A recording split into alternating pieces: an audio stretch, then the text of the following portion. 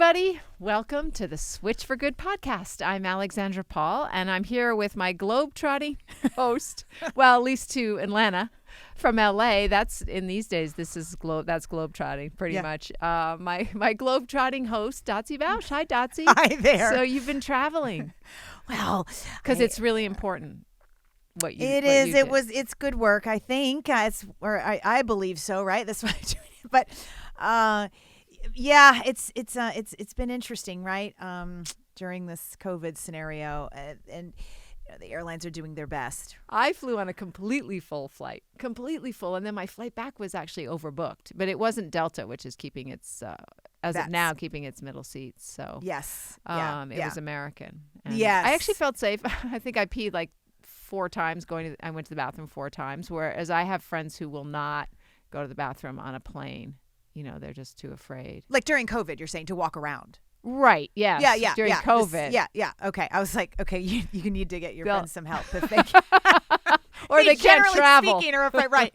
I was on Delta because it was Orange County to Atlanta, and there's a direct flight. But we have a partnership, as you know, with a youth soccer team in Atlanta.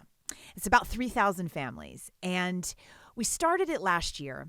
And we're aware that it is, that's not a high amount of numbers, but there's an opportunity there for some real impact saturation within these 3,000 families. And they're all families of, of athletes, because all their kids, play soccer. That's what this is. And so I went and presented to their board, the board of directors, and of the soccer, the soccer team, the soccer club, really is what it is. And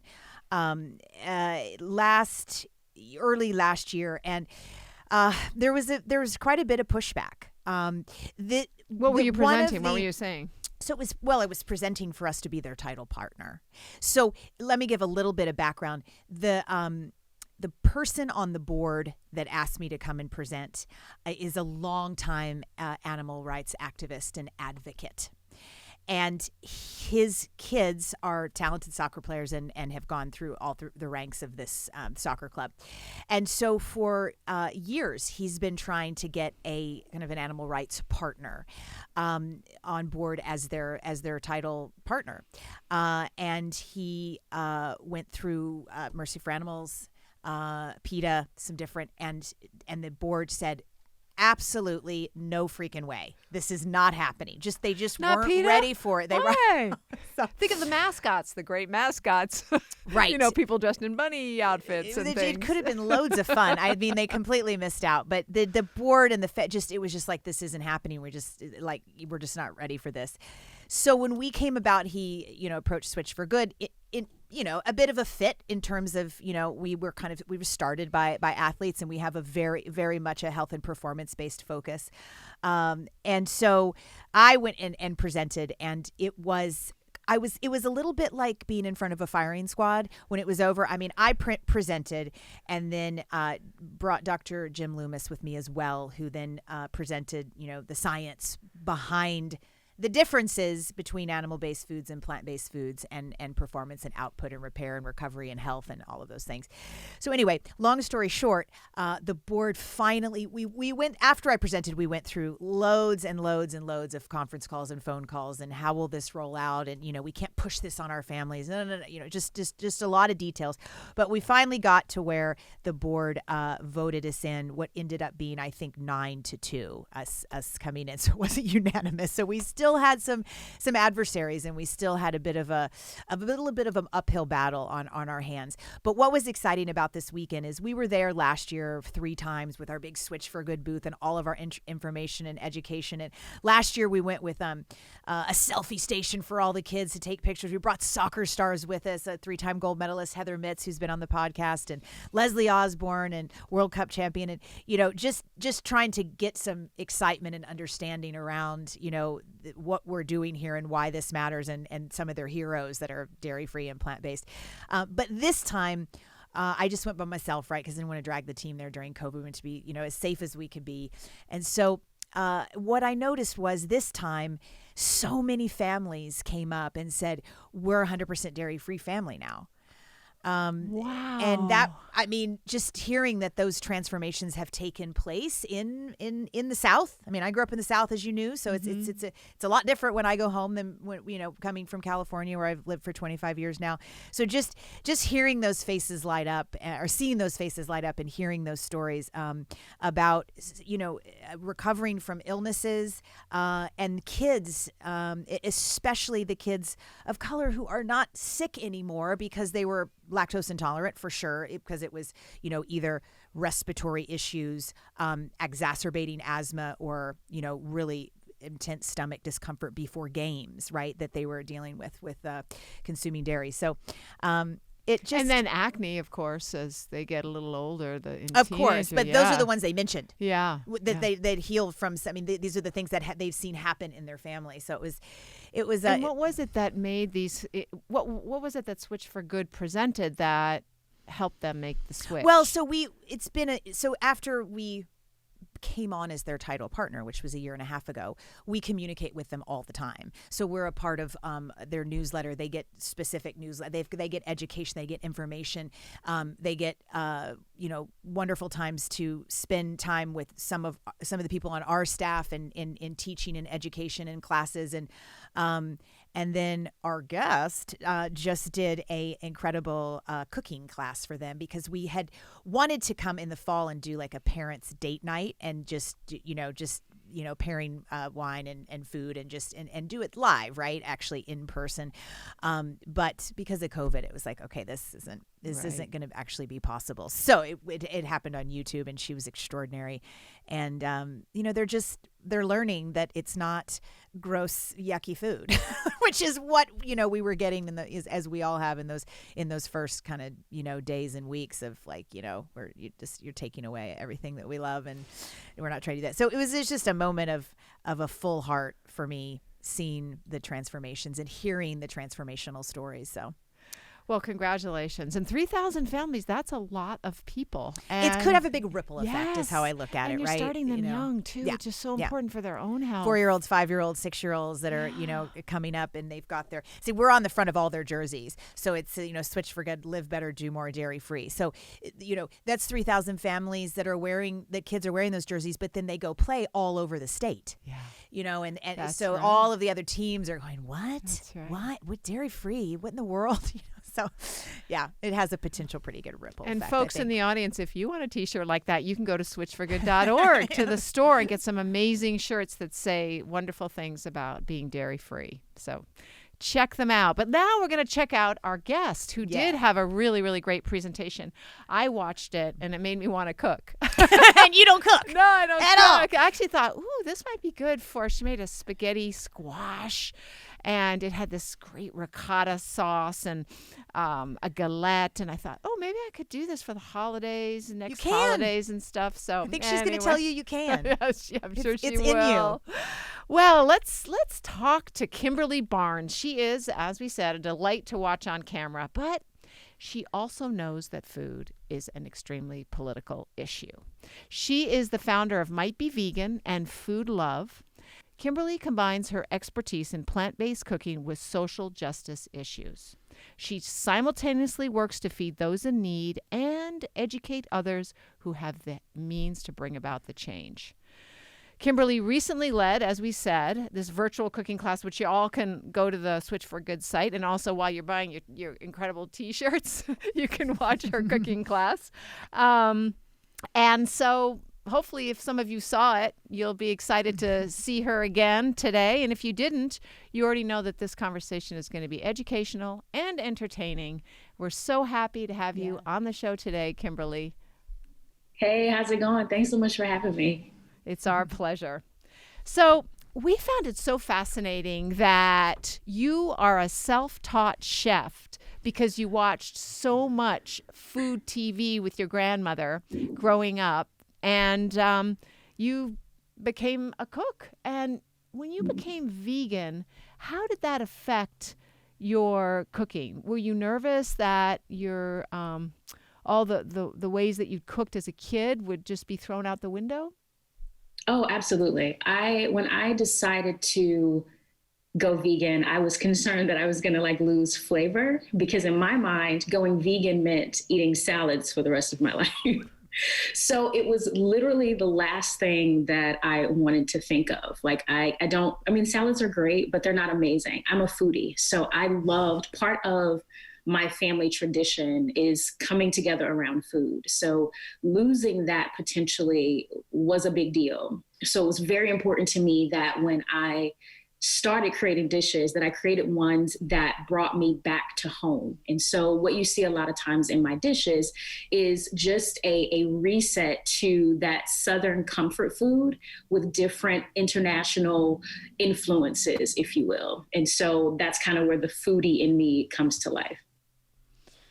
Yeah, you have a terrific Instagram page with lots of incredible photos of delicious food that looks both healthy, because it's got a lot of vegetables in it, and comforting and satiating.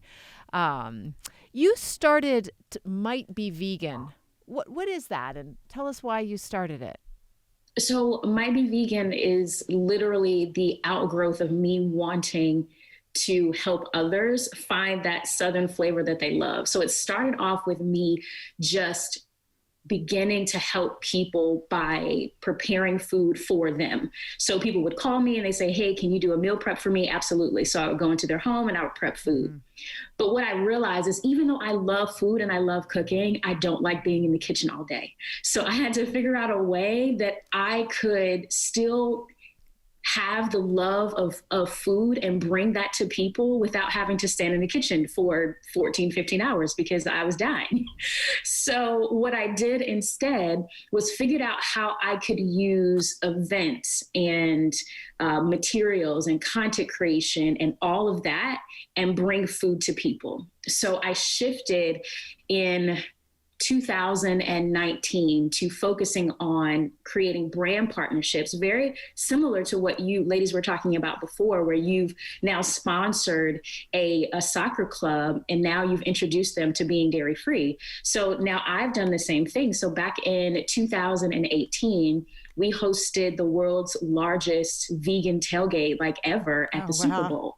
And so we did that in Atlanta and it was incredible. And so we brought together athletes, very much like something that you all have done, I'm sure. Dotsie and her history, I mean, amazing. Kudos, big claps to you and all of your accomplishments.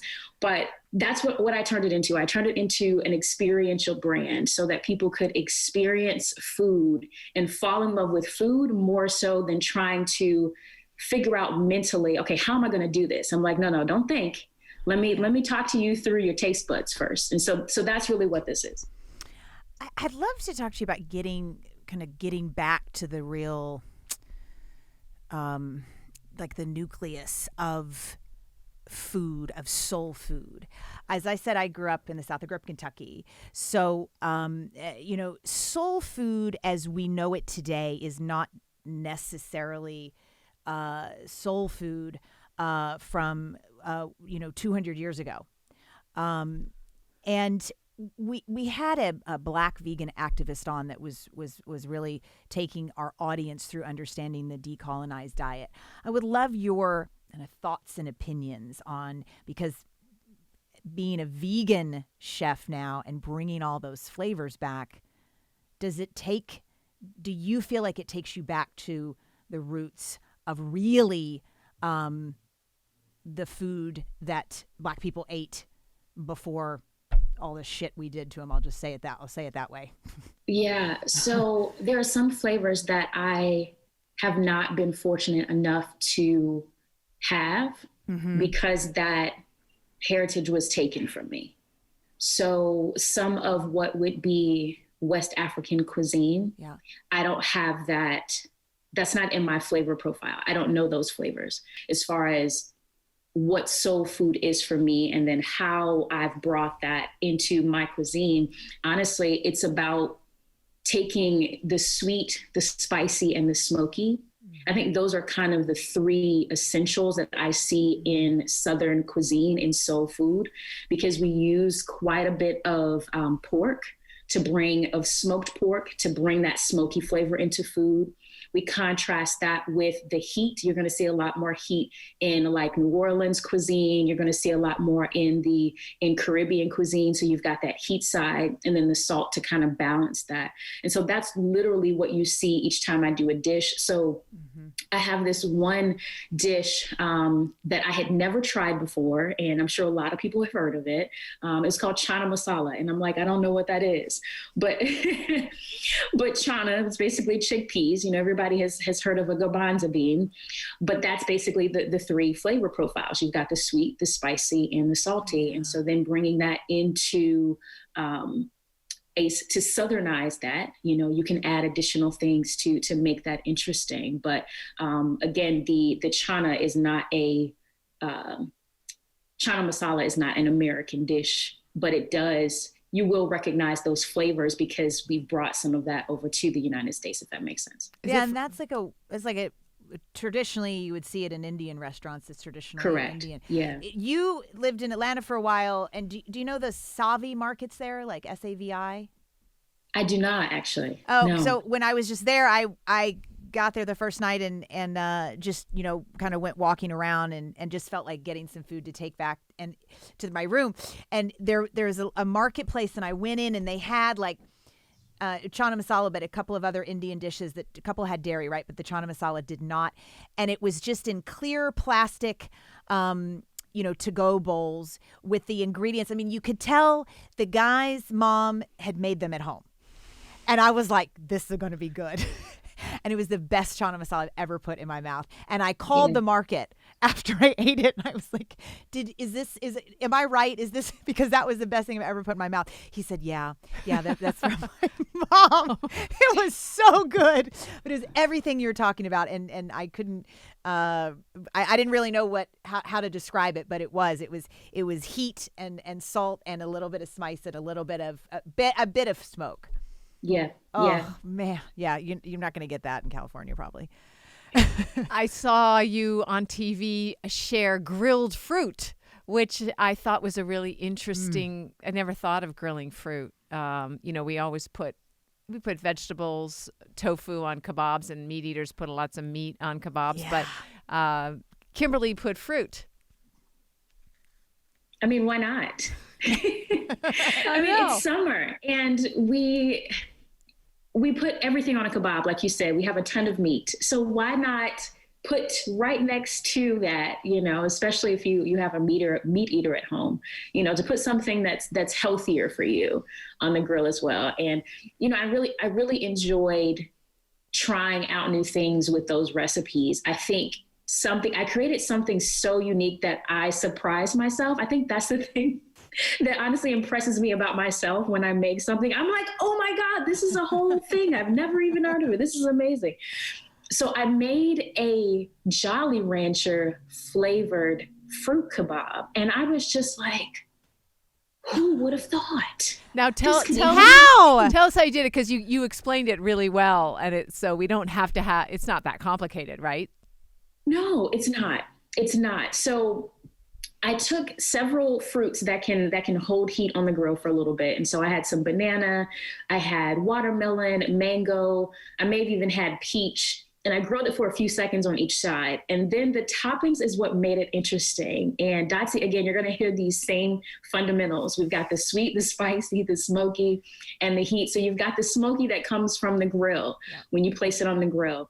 So once it comes off the grill, you put a little bit of ancho chili powder, lime juice, maple syrup. And when you try this, it is so surprising, because I was eating it with my mom. I was like, Mom, this tastes like a watermelon Jolly Rancher. Like, I don't understand how I got here, but I am loving it. It is so creative. And some of your background in cooking, you're self-taught. Is that correct? Yes. Yeah. So yes. I love that the expansion. You're just like, I'm just going to try anything, because chefs that we've had on that are more classically trained, I don't know, they tend to stay in certain boxes. She says she has a degree in food TV, right? Yes, Yeah. I do. I do. My grandmother and I used to watch, and I don't know if you all remember this show, but it was a gentleman called Justin Wilson. He was the most Southern guy that you would have ever meet. Like his accent was incredible. And he would just have us in stitches as he would be in the kitchen.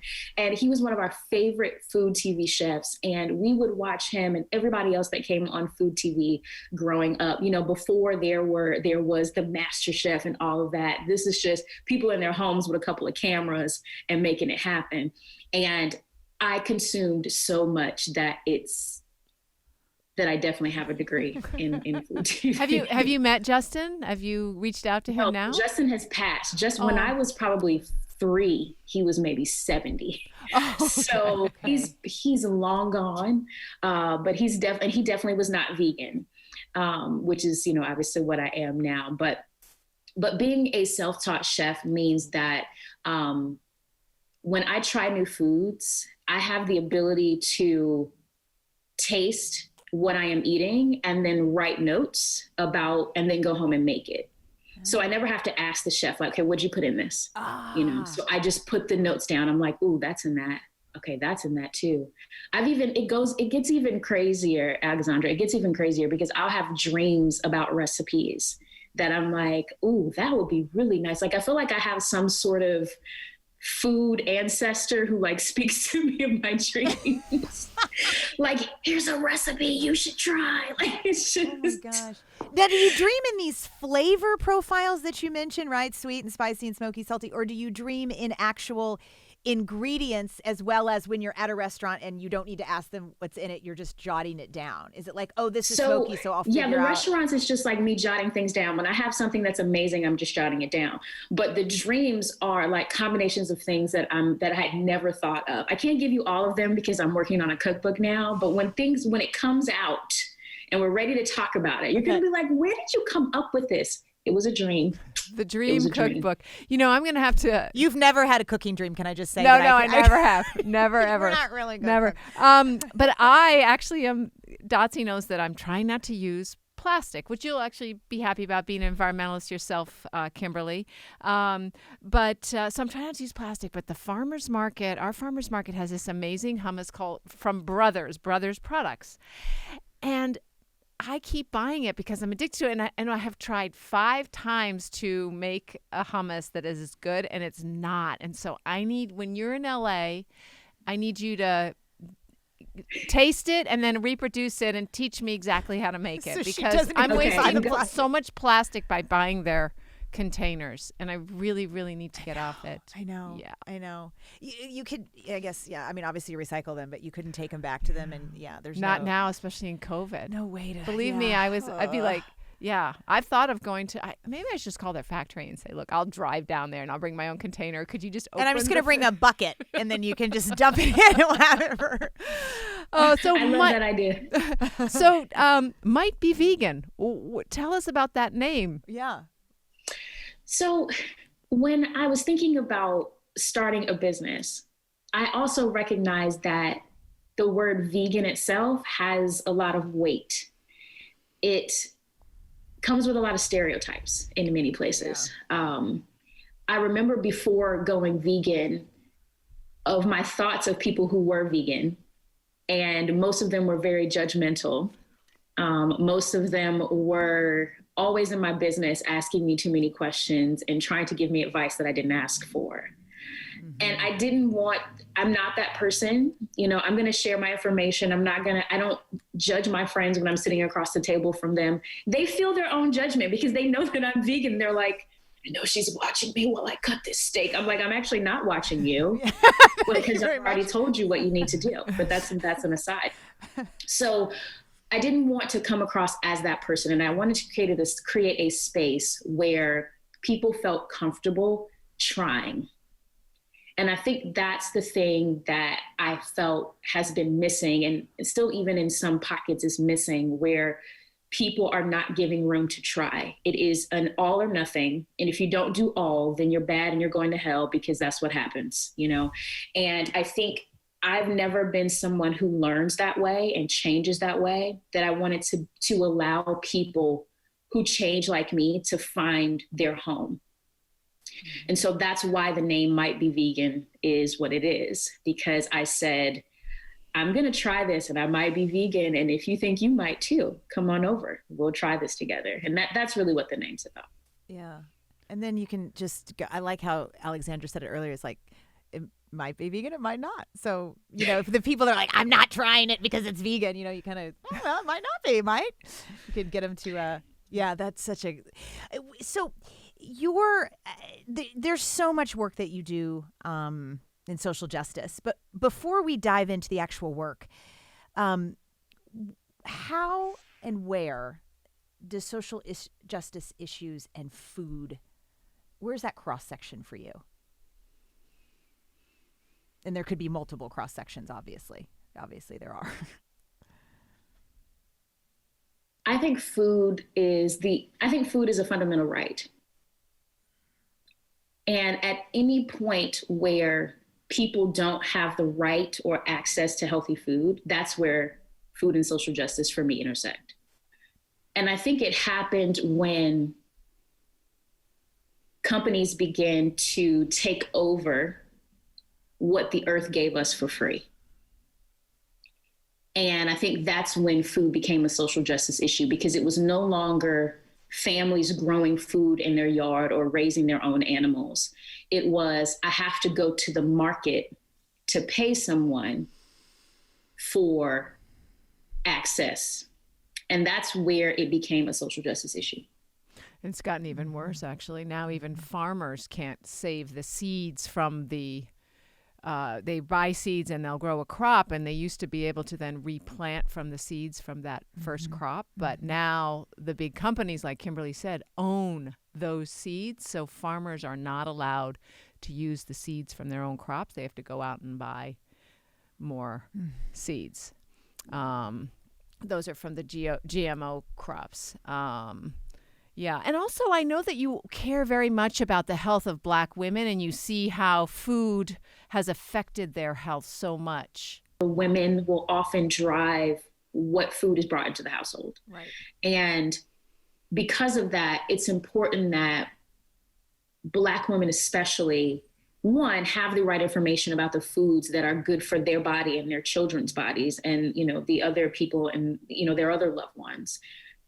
But I think it's also a story about making food accessible and then also removing the junk that's so much cheaper that's available. Because what I saw growing up, so just to give you an example, so I grew up with both of my parents, but they lived in two different houses. So, they were divorced, but I still had two parents. In our neighborhood, we had access to grocery stores, but then we also had access to McDonald's, Burger King, Wendy's, Church's Chicken, Pizza Hut, Domino's. That is the street as you leave my house. Yeah. When you have a yelling kid in the back seat who's just got out of school and they're hungry, you're going to give them the quickest thing that you can give them so that one, you just left work. So you're just trying, okay, I'm trying not to die here. Can we get it together? Okay. So give the kids some chicken nuggets, and then we're going to keep going. McDonald's is telling us that because it's white meat chicken, oh, this is good for us, Yeah. And Burger King is saying, oh, well, this is the light version of this. Meanwhile, and the pork, we're getting the light new white version. Meat, remember that whole campaign?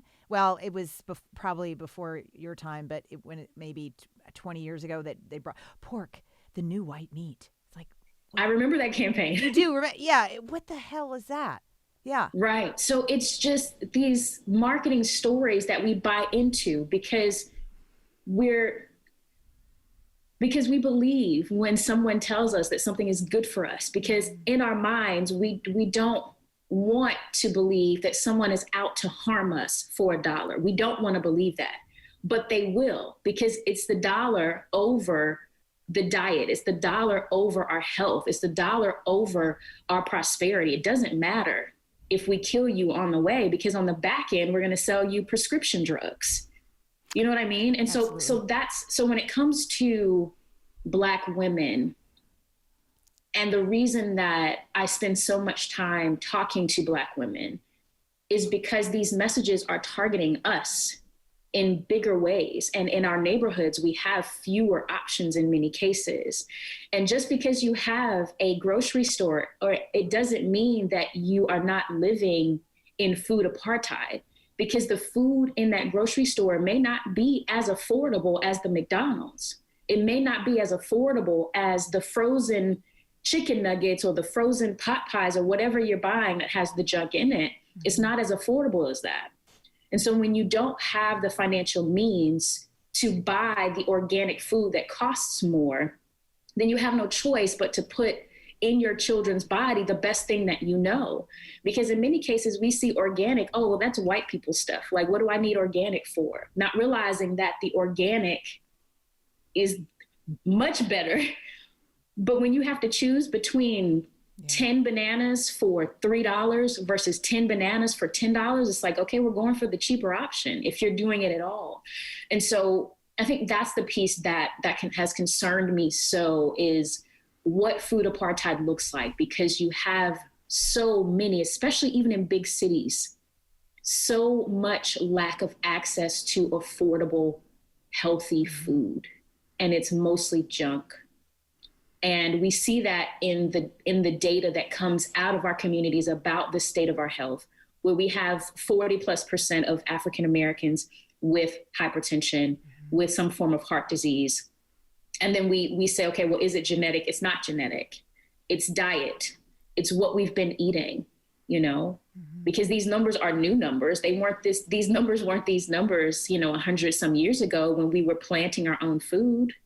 But again, it takes us back to the intersection, Dotsie, that you asked me about.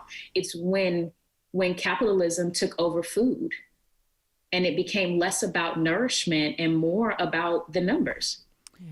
I have a question about your feeling about, whitewashing food. So we were talking about white meat. Yeah. When I'm a little white girl, you're a little black girl. Okay. I remember hearing the new white meat. I remember hearing, what we were just talking about. You want to choose the white meat chicken. And I remember hearing those commercials. And for me, right, it's not going to land on me as why is white better? I just remember thinking, I don't know what they're talking about, because I will choose a chicken leg all day long over the breast. The dark meat's more delicious. Like, it's way better. I mean, I literally have pictures of me running around as 4 or 5 year old with like a chicken leg. It was my favorite food. Your experience when you would hear the new white meat, or white meat's better, or white, just that very description of white food being better, how did that make you feel? I didn't have a feeling about it at that time. Because I grew up in a time where subtle messages that said that white was better and black was not, I was comfortable with that, because that's what I was told and that's what I believed. And I remember being a kid and seeing the few black kids that I had in my elementary school. They were all, quote, bad kids. But that's the messages that were given to me as a 6-year-old, a 7-year-old. And so I'm like, oh, okay, that's just what it is, and then seeing movies as a young person and all the black people are killing each other. And that wasn't my experience. I didn't know that at my home, but I saw that on television. So I digested that racism. And I thought that that's what it was. It wasn't until you thought that it was. You didn't see it as racism. You just thought it was the way it was. Correct. I thought that was just life. The same way that I thought meat was that's just what we do. This just is. Right. I didn't see it as a bias. I didn't see it as someone trying to, make me this or that. I mean, all of my friends in elementary school were white kids. Yeah. I went to an all-white school, so I didn't recognize that I was different from them until after high school, because it was then that me as a smart Black woman became a threat to white women and white men. Mm-hmm. And it was something that my mom and I would have these conversations all the time. And she would say, the world is not what you think it is in your rose-colored glasses. And I didn't get it at the time. You know, I'm like, but Mom, my friend Autumn is nice. And my friend, you know, Susan, she's nice. And my teachers are nice. And she said, it's because I work here. So my mom worked at the elementary school where I went to school. So there, I was treated differently and I didn't even know it. Oh, wow. You know, but don't you think it's systems too, that people are nice? Because, you know, we know farmers who kill animals and they're nice people when we talk to them one-to-one. I mean, most people are nice, especially in the South. Like, everybody's nice. You know, somebody called me colored the other day, but she was really nice. She was like, you know, most of the colored people I know don't speak good English. I was like, oh. But she was nice. You know, well said. Well said. There are studies that have shown that in terms of little kids, for example, little boys, a Black boy can do the exact same thing that a white boy does. And if a white little boy does it, it's just a lot of energy. It's just that, oh, he's a boy. If a Black boy does it, it's often reasons for, you know, expelling, disruption, etc. So you're very right when you say that even as kids, there are these biases against the kids in school, and and it just starts the path and separates already the Black boys from the white boys. Yeah, example. and that's what you've described is ultimately the school to prison pipeline. It's where Black children are criminalized much earlier. From like age 5. Age 5. Yeah, I have a friend who has a son who is autistic, and there's certain I don't know the official name for this document, but when you have a special needs kid, there's usually a documentation that comes with that kid so that you know how to interact with him if you're a teacher. And in his documentation, there are certain things that you shouldn't do with him. Like, you shouldn't grab him, you know, because he'll respond. And that was clear in his documentation. But a new teacher who did not know him yet grabbed him because of whatever reason. He felt violated, he was triggered, and he flailed and hit her. He was, at that time, 13. People would call him, who met him, a gentle giant, like a tall kid, but super soft, you know? And so now his mom is still going through, you know, a year later, the court proceedings for dealing with that, because the teacher was not aware. Now, that's money out of that mom's pocket for a situation that shouldn't have become a situation. You know, the police should not have been called if you knew the way that this child interacts with people. You know, you knew that the teacher was in the wrong for grabbing this student, you know? So it's unfortunate. So now, you know, hopefully this has a positive outcome, but if it doesn't, now he has a juvie record, you know, at 13, because he's autistic.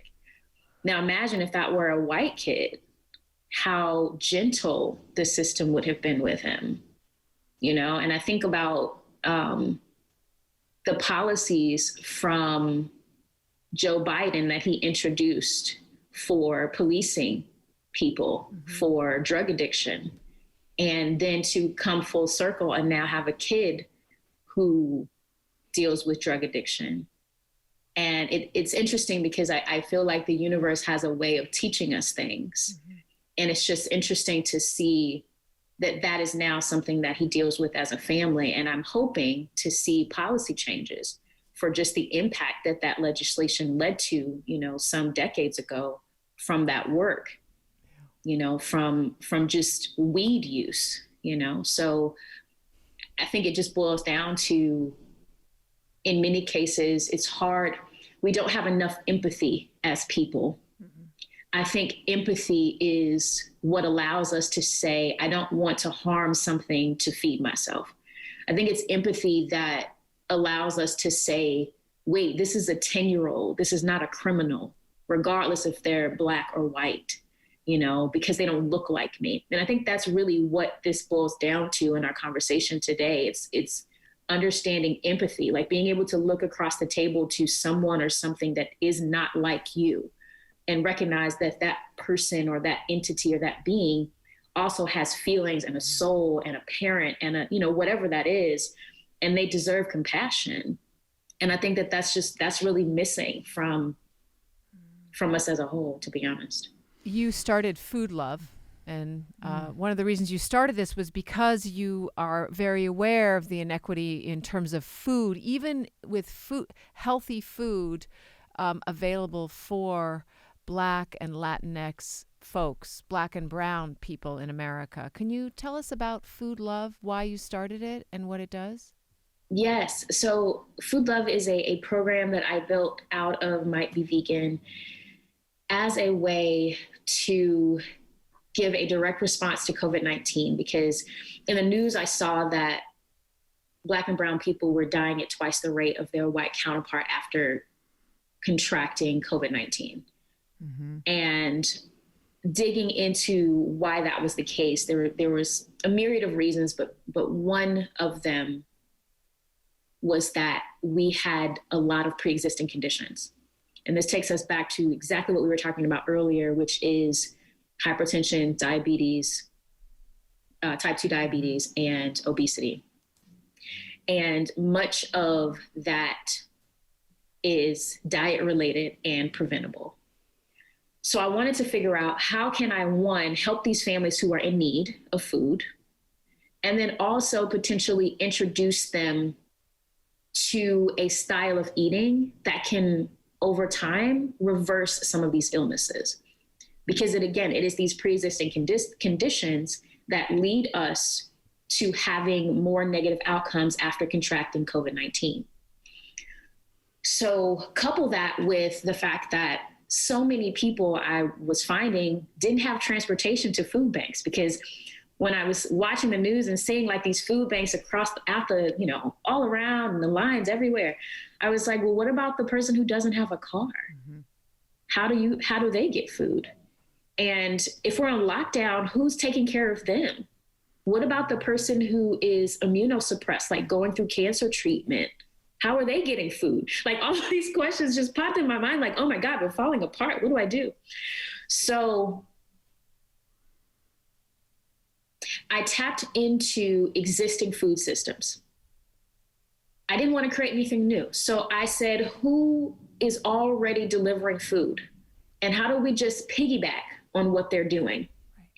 And that's how Food Love was born. It is a plant-based meal delivery system, if you will, that is getting healthy, fresh, already prepared foods directly to people's doorsteps. Because I knew that if I just sent them a box of fruits and vegetables, that was probably going to get mixed with whatever frozen meat they had in the freezer.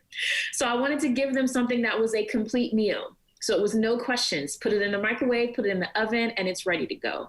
And so that's why we started partnering with meal prep companies, so that we could get that directly to them. So this is honestly just the beginning of how we are starting to solve the problem, and also introducing people to what it means to be plant-based. So again, we're sending them materials, we're sending them food, I've got some videos that they get, I put myself on camera to say, hey, this is what's going on, and this is how you can switch up. These are some things you can interchange, so that they can make better decisions for themselves as it makes sense. So that's what Food Love is about. So I love, you're such an action-oriented young lady. I mean, here's the problem. I'm going to go get into it. And so I have a question, because I want to just read a quote that you said, because it's so exactly relevant to what you're talking about. When you first, you wanted to partner with these food delivery companies because like you said, you want to reinvent the wheel. But when you first reach out, a lot of the companies said that their priorities were healthcare workers. And you said that you decided that health, since they decided that, What's key, you said, though, is that one is a need and one is a thank you. And this is an important distinction for brands to consider. What we cannot forget about those people who are not gainfully employed or don't have a car or going through cancer treatment. You said I wanted to keep them out of the hospitals, which is also a way to say thank you. Yes, yes. That process, Dotsie, was so emotionally draining because it was happening, because I don't want people to forget that this was happening right in the middle of Black trauma. It was when George Floyd was murdered. And so to go back and forth between bawling my eyes out at how much this country disdains us and crying about, the fact that people are dying from COVID and it's impacting Black people even more. And I'm trying to tell brands, we are dying faster. It doesn't mean, okay, I'm not saying that white people aren't dying. I'm not even saying that I only want to give this to Black people. But what I am saying is, here's an opportunity right now for you to play a role in anti-racism, because I've just identified a racist system for you. And your response is, oh, no, it's fine. We gave last month to the nurses and doctors. And I'm like, what? Right. So I honestly, I called a friend of mine I called a friend of mine and I was in distress because I was like, I don't want to do Food Love anymore. I'm throwing it out because nobody believes in what I'm saying and nobody is listening. I feel like I'm screaming into a void. And she said to me, you are a prolific writer. Write a rebuttal. And the rebuttal is what you just read. And it was that, we're talking about people who are not gainfully employed. We're talking about the difference between a thank you and a need. And it was then that Splendid Spoon, once I sent that message, it's then that Splendid Spoon said, you're right, let's do it. And I was like, oh, thank God. because before that point, we had zero partners. We had nobody who was helping with this big vision that was so much bigger than I could handle by myself, and the vision was so big that it became part of my dreams. It literally haunted me in my sleep. And I was screaming at the universe, listen, and I mean, literally screaming, if y'all want me to do this, you got to give me some resources because I can't do it by myself. But I literally had that much of a weight that it would not leave me. So I knew it was something that I had to do. But again, my friend, literally, she saved me. She was like, you need to write. You need to lean into what you're good at, and that is writing. And so I did. And from there, we were able to pick up a ton of partnerships thereafter. But honestly, it took the murder of George Floyd for people to listen. Before that, nobody cared. Mm-hmm. I'll just be honest, nobody cared. You come from a long line of activist Black women chefs. Before you, on your Instagram, you're very political and so have a lot of social justice messages on your Instagram. I would recommend people go and what is it, subscribe? Just check it out. Follow. There you go. Sorry, I'm showing my age. Anyway, I learned some wonderful things. Tell us about Zephyr Wright, who was an activist chef also. Oh my goodness. So I love the Zephyr story because Zephyr was the personal chef to a president. She actually connected with him while he was governor. And they had a very open relationship in the way that they communicated. And once he became president and he saw that traveling with him, Zephyr was not able to sit at the same table with him or go to the same bathroom or go into the same building. He knew something had to be done. It was Lyndon Johnson, and he signed the Civil Rights Act of 1964. Correct. In knowing her story as intimately as you do you know, like what she said or how she felt or her experience, or did she share much after he signed the Civil Rights Act? Was she still around? I don't. So when I was looking up Zephyr, and because I picked a few women that I really appreciated their stories from, the impact of a chef on civil rights. I just thought that was really cool because a lot of times you don't necessarily see stories about that. There was another woman on my page I wrote about where her restaurant was the place where many civil rights leaders during that same time, Martin Luther King and so on and so forth, would come and eat in her restaurant. So this is kind of like during that period, like everybody's playing a role, and making change during this movement. And I think we're in a similar place, I think we're in a similar place now where we're talking about anti-racism. We're talking about the principle of how do we break down the systems that are currently keeping others oppressed. Yeah. How do we break those systems down? Because many of us live and work in those systems, whether we're talking about the criminal system or we're talking about how people are hired, or maybe we're talking about the food system, whatever system it is, let's take a look at it and figure out how are people in this industry being oppressed, being able to just take a moment to reflect. And as we do that, the way that we flip this around is we create policies that hold us accountable to not doing that. That's how we flip a system. It's the reason, like with police, for example, we have to be able to hold police accountable for their actions. If they can do any and everything that they want to do and they have no accountability, then that system is going to continue to be racist or whatever. The same way with food. How do we make it such that everyone has access to food? Okay, well, we need to make policies around that. Like these are the certain things we can and shouldn't do or should and should not do.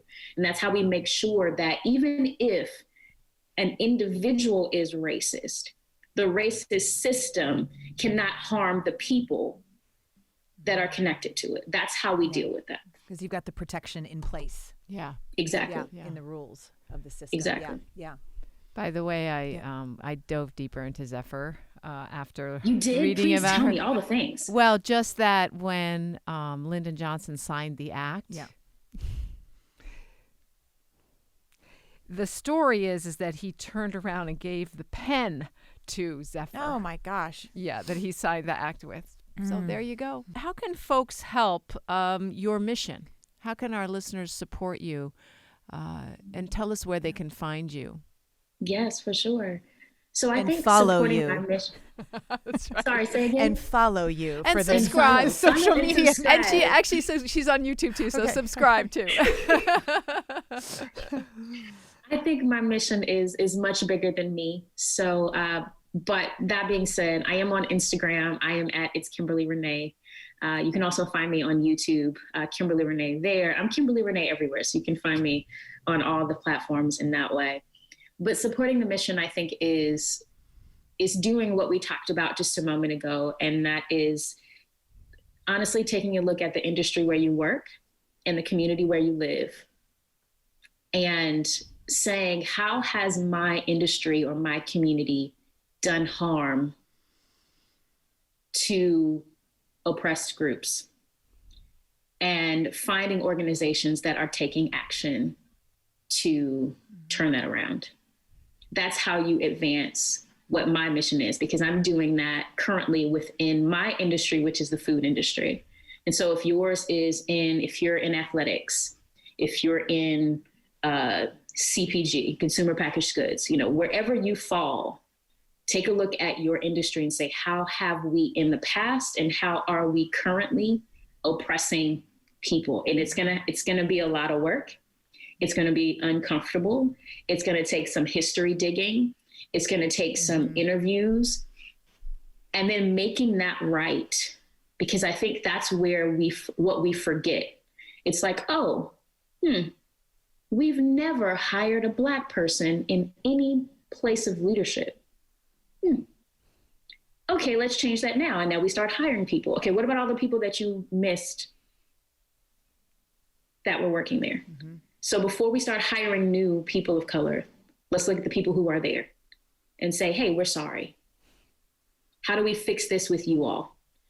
So we can't just pretend like things didn't happen. We have to acknowledge the people who we've impacted, the beings that we've impacted. That was really well said. And some of what we learned from Brooklyn Borough President Eric Adams too, get tighter, get local, look within, because that's what you have the ability to affect change in for the most part.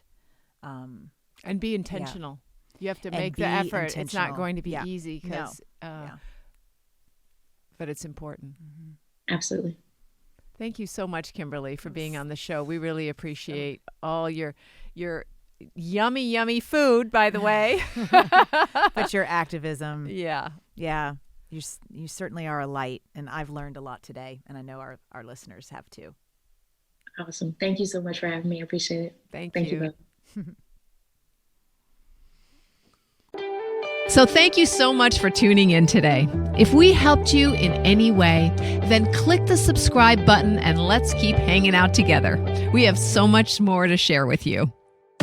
And if you need more information on actually making the switch for good, please visit us at switchforgood.org for loads of info. And you can subscribe to our mailing list where you will receive all sorts of super cool gifts, discount codes to our very fave dairy-free products, and a lifetime of powerful health tips.